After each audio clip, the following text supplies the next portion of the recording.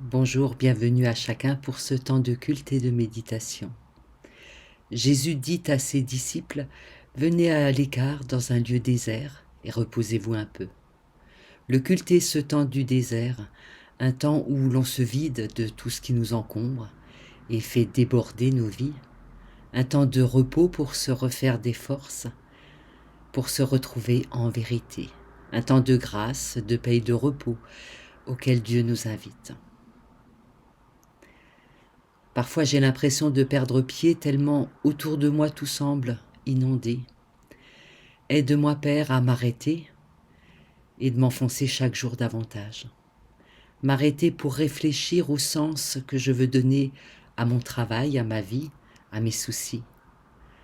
M'arrêter pour faire défiler dans ma tête tous les visages gravés dans mon cœur, ceux qui sont dans la douleur. M'arrêter pour te rencontrer, toi mon guide, toi mon secours, toi mon Dieu. Amen. La lecture de l'Évangile pour ce jour nous vient de l'Évangile selon Jean, au chapitre 14.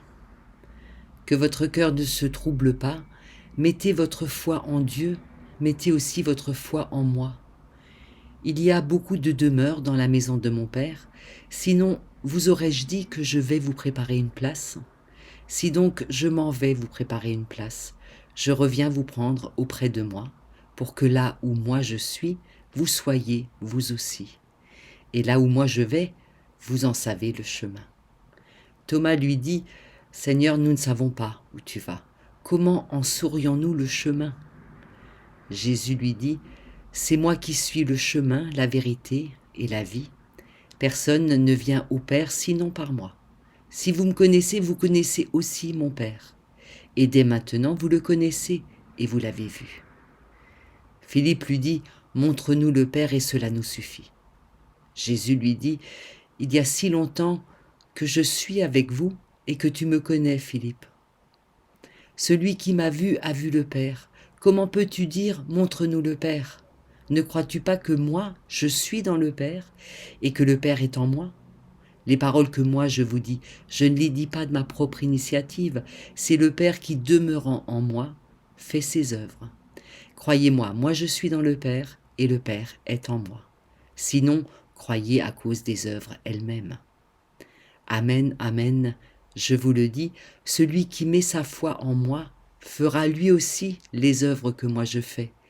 Il en fera même de plus grandes encore, parce que moi je vais vers le Père, et tout ce que vous demanderez en mon nom, je le ferai pour que le Père soit glorifié dans le Fils. Si vous me demandez quelque chose en mon nom, moi je le ferai. Sans le savoir, nous parlons des langues étrangères, des petits mots par-ci, par-là dans notre langage courant. Spontanément, on pense immédiatement à l'anglais, dont les mots ont vraiment envahi notre vocabulaire, comme week-end, hockey, brunch ou tant d'autres mots encore. Mais on parle aussi latin, évidemment, avec des mots comme curriculum vitae. On parle aussi l'arabe, avec des expressions comme yallah, allons-y, ou un chouïa, un petit peu. Quand nous disons dune ou pamplemousse, en fait, c'est du néerlandais qu'on parle. Bretzel vient de l'allemand. Bizarre vient de l'italien. Ce matin, je voudrais m'arrêter sur un mot qu'on trouve dans l'Évangile selon Jean, dans cet extrait que je viens de lire, c'est le mot vérité. Mais avant de le regarder dans d'autres langues, on va s'arrêter un petit peu sur le français. La vérité, c'est une recherche qui est partagée par beaucoup de gens. Dis-moi la vérité, c'est une expression qu'on entend souvent dans la bouche des enfants quand ils sont entre eux et qu'ils essaient de savoir si l'autre lui raconte des cracks ou s'il peut lui faire confiance. On le trouve aussi dans la bouche des parents quand ils s'adressent à leurs enfants et que ces enfants se chamaillent pour savoir qui a raison, qui a tort, qui il faut punir et qui n'a rien à se reprocher dans ces chamailleries. Tout le monde cherche la vérité. Et l'actualité des fake news, voilà, de l'anglais justement, des fausses informations qui se répandent beaucoup plus facilement à cause des réseaux sociaux, ça a accentué cette recherche de la vérité. Où est la vérité ? C'est quoi la vérité ? Elle est où ?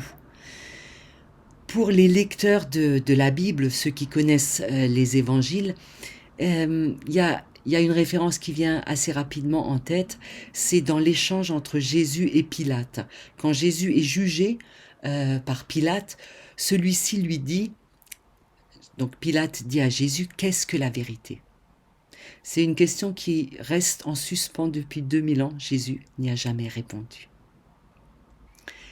Dans ses interpellations, dans ses injonctions même à dire la vérité, que ce soit celle entre enfants, que ce soit celle de parents à enfants pour savoir qui dit la vérité, ou d'enfants à parents quand ils posent des questions qui sont un peu embarrassantes pour les parents, que ce soit les interpellations de l'étudiant au professeur pour se faire une idée sur la réalité des choses, que ce soit l'interpellation du professeur à son étudiant pour déterminer s'il a triché à l'examen ou non, dans les interpellations de madame tout le monde aux médias pour connaître les faits, la bonne information, dans l'interpellation de monsieur tout le monde aux politiciens avant de se rendre aux urnes pour savoir si c'est vrai ce qu'il a déclaré, qu'il n'a jamais commis de fraude.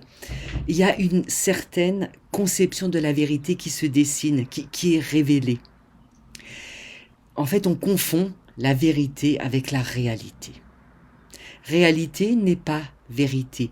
Reportage ou étude, même poussée, n'est pas à confondre, je crois, avec la vérité. C'est pas l'équivalent. La vérité est d'un autre ordre. Les philosophes, je crois, essayent de nous le dire depuis quelques siècles aussi. Alors, c'est le moment maintenant d'en arriver aux autres langues. Et vous le savez, les évangiles ont été écrits en grec.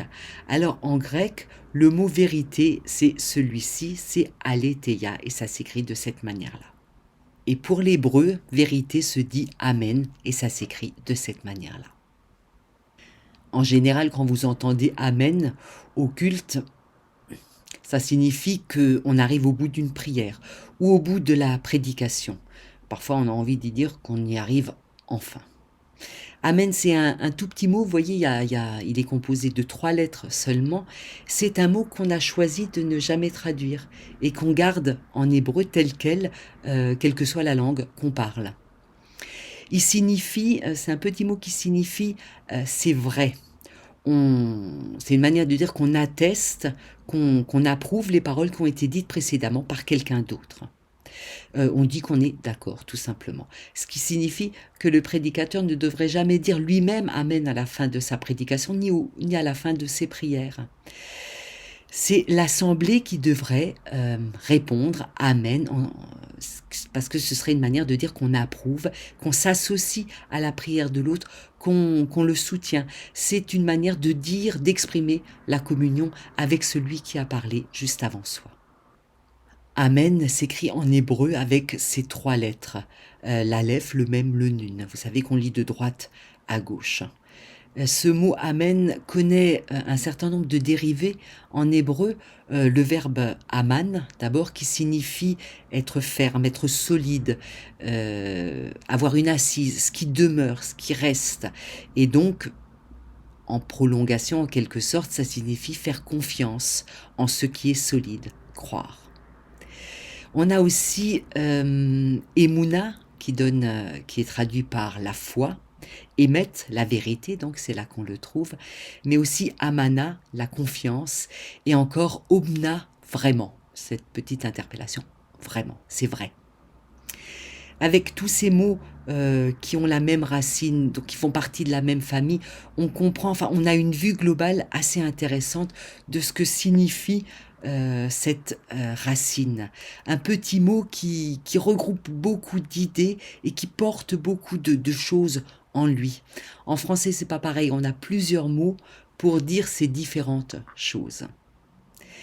Mais ça nous permet de réfléchir à la manière dont Jésus s'ancrait, puisqu'il parlait l'araméen, qui est un dérivé de l'hébreu. Sa langue, c'était plutôt l'hébreu. On comprend alors quand Jésus dit « Je suis le chemin, la vérité, la vie », que c'est tout ce bagage qu'il a en lui, et que ces paroles portent nécessairement tout ce faisceau de compréhension, de signification. La vérité ne consiste pas à savoir ce qui s'est passé réellement à déterminer qui a raison et qui a tort. La vérité, bien sûr, a besoin de la réalité pour s'appuyer, pour commencer, pour savoir à qui faire confiance. Mais elle ne peut pas s'en tenir rien qu'à ça. Pour le croyant, à qui souvent on pose les questions suivantes: le monde a-t-il vraiment été créé en 7 jours? Est-ce que Jésus a vraiment guéri tous ces gens? Est-ce qu'il a vraiment marché sur l'eau? Les prophètes ont-ils vraiment prononcé toutes ces paroles qu'on a réunies dans ces livres qui ont ensuite constitué la Bible?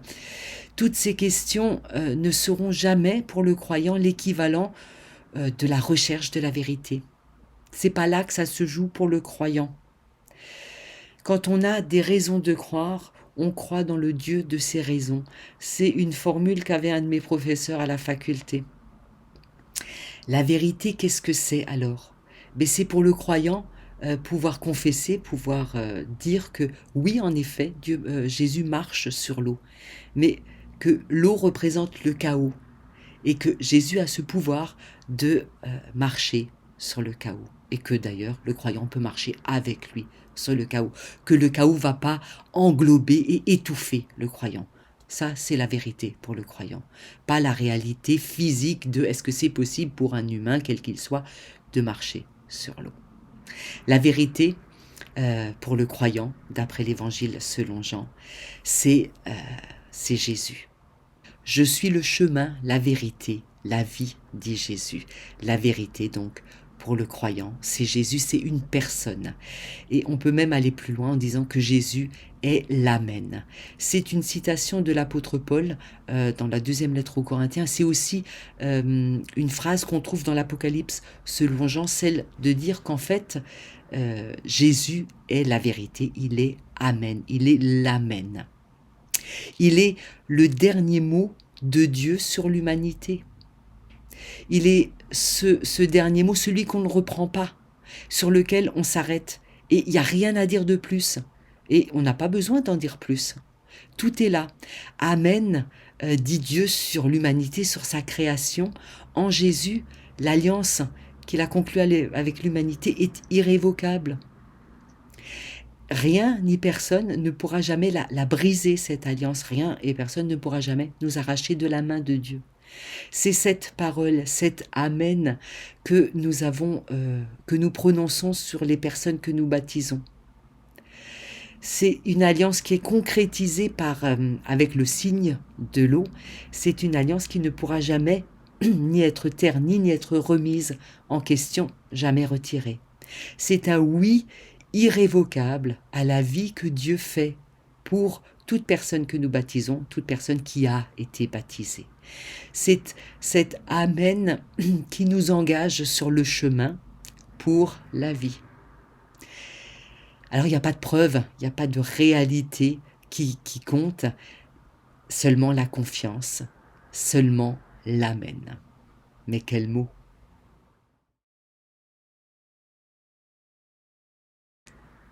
Prions avant de nous quitter. Pour tous ceux qui te donnent un visage en répandant ton amour dans le monde, Père, nous te louons.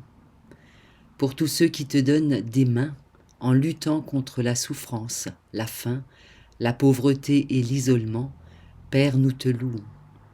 Pour tous ceux qui te donnent une bouche en dénonçant la guerre et toutes les violences faites à l'homme, Père, nous te louons.